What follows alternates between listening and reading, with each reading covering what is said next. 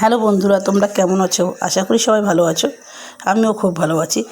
আজকে তোমাদের জন্য একটা রান্না, দুপুরের ব্লগ। এটা আমার যে দুপুরের মেনু, কী কী রান্না হলো সেটাই তোমাদের সঙ্গে শেয়ার করছি। ভিডিওটা সবাই দেখবে, ভালো লাগলে একটা লাইক করে দেবে। রান্না করেছিলাম পটল আলু ভাজা, আর রান্না করেছি ঝিঙে আলুর তরকারি, আর রান্না করেছি কচুর গাঁঠি দিয়ে কাতলা মাছের ঝোল। আর তো ভাত তো সবারই বাড়িতে হয়, আমরা বাঙালি যেহেতু ভাত তো আমাদের লাগবেই, এমন একটা ব্যাপার। যে পটল আলুটা ভেজে নেবো। যেন পটলগুলো কুচো কুচো করে কেটে নিয়েছি। এই যে পটলটা ভাজা প্রায় রেডি হয়ে গেছে। কে কে এভাবে করে পটল ভাজা খাও আমাকে জানাবে। আমরা এমনি পটল দুভাগ করেও, ওইভাবে ভাজা করেও খাই, আবার এভাবে করেও ভালোই লাগে খেতে।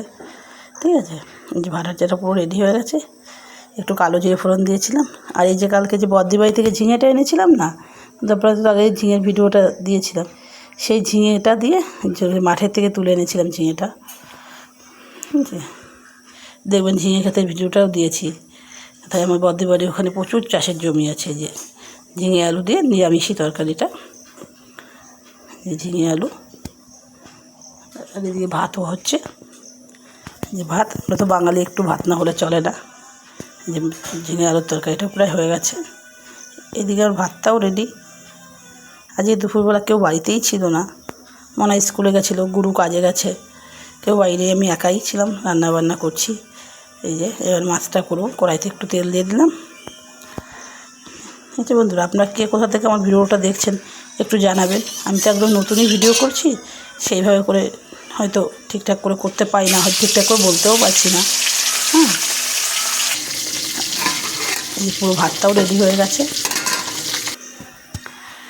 এই যে কাতলা মাছ ভাজা হয়ে গেছে। মাছটা বাড়ি থেকেই নিয়েছি, আমাদের বাড়ি এখানে একটা দাদা আসে, দাদার থেকে নিয়েছি মাছটা।